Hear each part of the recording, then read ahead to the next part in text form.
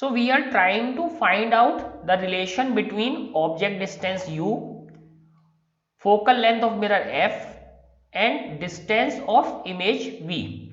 So we have learned that rays starting from a source, if they meet at some point after reflection, in this case we are having reflection, so after reflection or refraction, if the rays meet at some other point, that point is called image of first point. So this A is the point, rays are starting from this point or emanating from this point, and after reflection they are meeting at some point A dash. This point A dash is the image of point A. In case of concave mirror, we are actually seeing the rays meeting at this point. So this image is a real image. If the rays are only appears to meet, not actually meeting, then image is called a virtual image.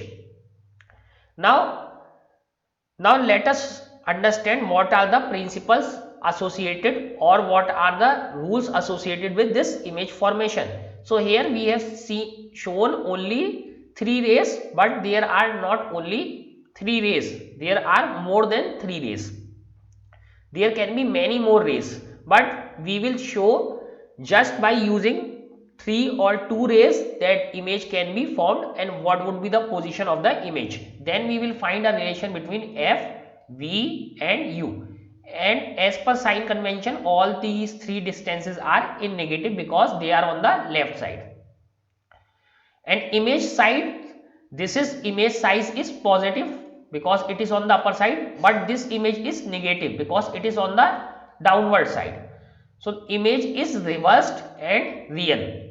Why it is real? Because rays are actually meeting. Why it is reversed? Because previously it was in this direction, positive direction, now it is in negative direction. So image is real but inverted,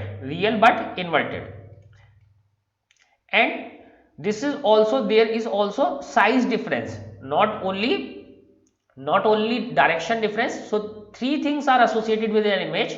First, whether image is real or virtual. So first thing is this, so image is real. Second, whether image is in the same direction or inverted. So the image is inverted or in the same direction, non-inverted. So image is inverted. Whether image is equal to the same image or smaller or larger than that. So smaller image, so we have a smaller image. So we have to tell 3 things, whether image is real or virtual. If real, then it is non-inverted or inverted, or third thing, if it is of same size or smaller or larger, so that we have to tell.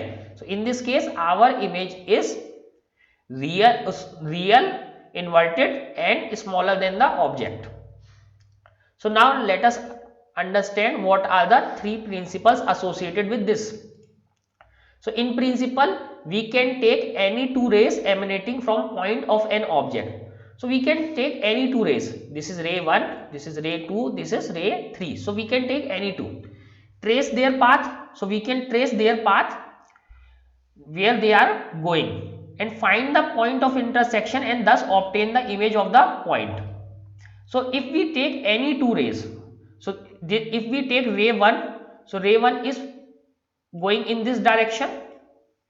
If we take ray 2, so ray 2 is going in this direction. This is ray 2, this is ray 1, this is ray 2 and this one is ray 3. So if we have taken these 2 rays, 1 or 2, so we found an image.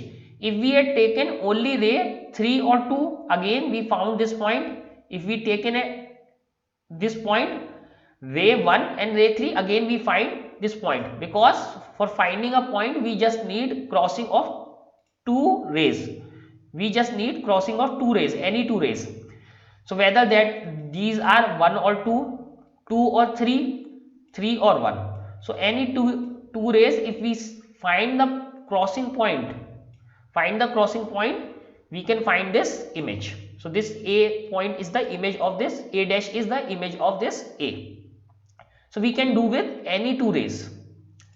But generally we choose the rays in a way that is easy to us. We don't choose rays randomly. We cannot choose all the rays at some arbitrary angles.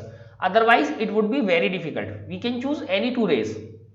But for the simplicity, we choose rays which pass through the focus point, which pass through the center of curvature, or which are directly falling on pole. So in this way it becomes very easy. Otherwise the case is very difficult to solve. So we get this image of the point due to reflection at a spherical mirror. So since this is a mirror, so we are having reflection, not the refraction. So in principle we can take any two rays, but in practice it is convenient to choose any two of the following rays. So in principle we can choose any rays, but in principle we choose following ways to choose these rays. We choose those rays which are simple to solve. First, the ray from the point which is parallel to the principal axis, the reflected ray goes through the focus of the mirror. So first ray which is parallel to the principal axis, and this ray will pass through this focus of the mirror. So this is first ray. So this is easy because it is parallel, and definitely it will pass through the focus of the mirror. So this is the first ray. Now second, the ray passing through the center of curvature of a concave mirror or appearing to pass through it for a convex mirror. So remove this part to understand right now, because for this convex mirror it would be a virtual center of curvature, because center of curvature is on the other side. But let us try to understand the problem in terms of concave mirror. The ray passing through the center of curvature of a concave mirror, the reflected ray simply retraces its path. So here the second ray is ray passing through the center of curvature, and it will definitely retrace its path because it is normal at that point, and it will retrace its path. So these are two rays. Third ray, the ray passing through, so let me remove this. So the ray passing through the or directed towards the focus of concave mirror or appearing to pass through or directed towards the focus of convex mirror, the reflected ray is parallel to the principal axis. Third ray is, they are saying, if we have this third ray which is passing through focus and falling on it, then it will become parallel. So these properties we have learned previously. If any ray is passing through this focal point or focus, then it will become parallel to the principal axis. So this is our third ray. And what would be the fourth ray? The ray incident at any angle at the pole. So fourth ray is falling at any angle on the pole. The reflected ray follows the law of reflection, so it will be reflected at the same angle. So these four rays are simple to solve, hence we choose these four rays. So what are these four rays? Let us once again see. So first of all, also we must write these properties of reflection and refraction. So first we take this ray. So if any ray is parallel to this principal axis, so this is our principal axis. If any ray is parallel to this principal axis, it will pass through this focus point. It will pass through this focus point. If any ray is parallel to this principal axis, it will pass through this focus point. So this is first ray, ray 1. Now let us see what is the ray 2. So this is true for any ray. This is true for any ray. If we have to find the image of this point C, so again this ray will pass through this focus point. This ray will also pass through this focus point. So any ray parallel to principal axis will pass through the focus point. What is the second ray? Second ray is the ray which is passing through the center of curvature. So it will retrace its path because it is normal. So it is also true for any ray. So if this ray is passing through the center of curvature at this point, so this ray will also retrace its path. So second ray is any ray which is passing through the center of curvature because it will retrace its path. So these are two rays. What is the third ray? Third ray, any ray which is falling at the pole of this spherical mirror. So here we see this is the ray falling on the pole of this mirror and it is making some angle theta. So it will be reflected at angle theta. So it is easier to see because it is directly on the principal axis.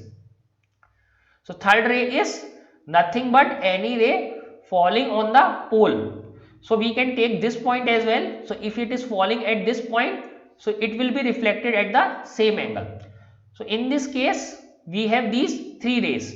And what is the fourth ray? Fourth ray, which is not shown here, fourth ray is any ray passing through the focal point will reflect at parallel to this principal axis. Any ray passing through this focus point will reflect at an angle or will reflect parallel to this principal axis. So this is our fourth ray. So we have four condition. Parallel ray will pass through this focus point. So let me clear this and then tell. First case, any ray parallel to principal axis will pass through this focus point. Any ray at the pole will follow the law of reflection. So this angle and this angle is equal. Any ray passing through this center of curvature will simply retrace its path. And fourth and last, which is not shown here, any ray passing through the focus point will become parallel to the principal axis. So these are four rules associated with image formation.